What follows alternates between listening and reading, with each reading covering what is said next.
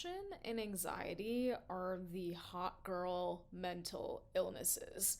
They're everywhere. Everyone's talking about them. They're in pop culture, they're in movies, they're in memes. Everyone's talking about having depression. Everybody's talking about having anxiety, which all love, that does suck. But there's just like sort of a cultural competency, it feels like, with depression and anxiety in a way that there just isn't with OCD. I mean, if you say that you have depression or have anxiety, like the person you're talking to may not like know like the nitty-gritty specifics, but they do sort of have a loose idea of what you're talking about, and can sort of relate or empathize or whatever, because we talk about depression and anxiety so much. If depression and anxiety are the hot girl mental illnesses, then OCD is kind of like the goth girl mental illness. Like, she's kind of off in a corner. No one is really sure what she's up to. They're kind of like, I don't know, I guess she like washes her hands a bunch, or like, needs everything to be like neat and organized. And what it really is that like she is misunderstood. It's like, okay, yeah, maybe she washes her hands a lot, but it's because she's worried that her whole family is gonna die. Like, yes, she needs things to be neat, maybe, but it's because she cannot leave the house for 3 days if stuff does not look symmetrical. These tropes are sort of all people have when they think about OCD. Like, they think about the hand washing, the cleaning, which like is like not even what OCD is for a lot of people. Like, these tropes are like what people have when they think about OCD. Like, they think about like hand washing, they think about like people who are like neat and like organized and like so OCD, and it's like that's actually like not even what in my experience most people with OCD experience, or like that's like not what their whole deal is, like even a little bit. Like, you know even if we are talking about OCD that sort of falls into those categories of like contamination or like symmetry or whatever, it's like it is so much more it's like so much more layered than just that.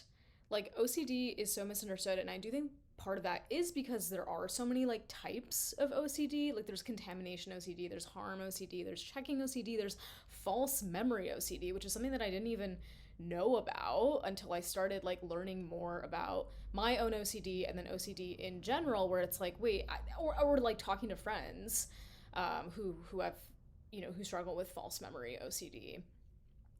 And I think so much of why there are so many misconceptions is that OCD is just hard to talk about because, one, it's really uncomfortable. Like, how do you talk about like disturbing, intrusive thoughts if you're scared that someone is gonna like judge you or think that you're like a bad person, or like think that like you want those thoughts, or like you must be doing something to like have like a really, disturbing thought, when it's like that's just like not what it is, like at all.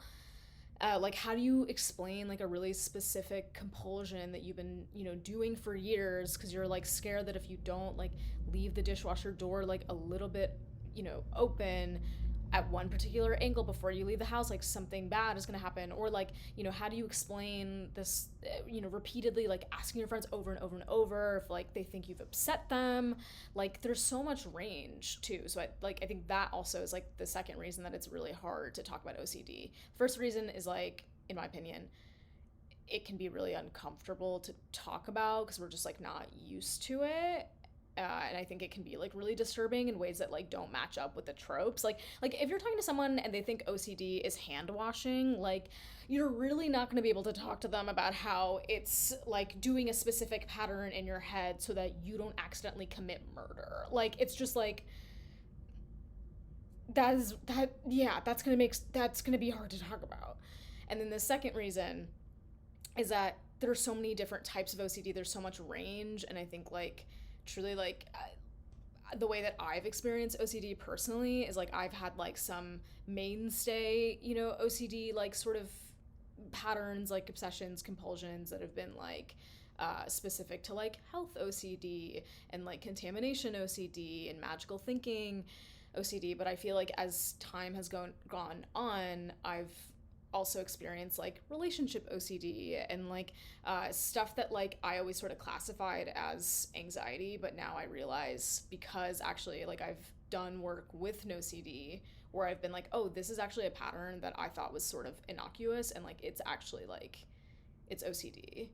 And I think that like that's what's so frustrating even to like explain to other people or to yourself, where it's like OCD thoughts and fears feel so real even if you know in your head that they're not logical. Like, yeah, I don't think that it's possible for my thoughts to do a plane crash, for example, but also I don't know, maybe like what if they did, and like and then I did nothing to stop it. So it's like I don't know, if I'm gonna have a thought and I'm gonna be like scared if I'm on a plane that like for whatever reason, like what if I cause a plane crash and then I don't do like some sort of like compulsion to like undo it or whatever, then I'm gonna feel responsible for the plane crash.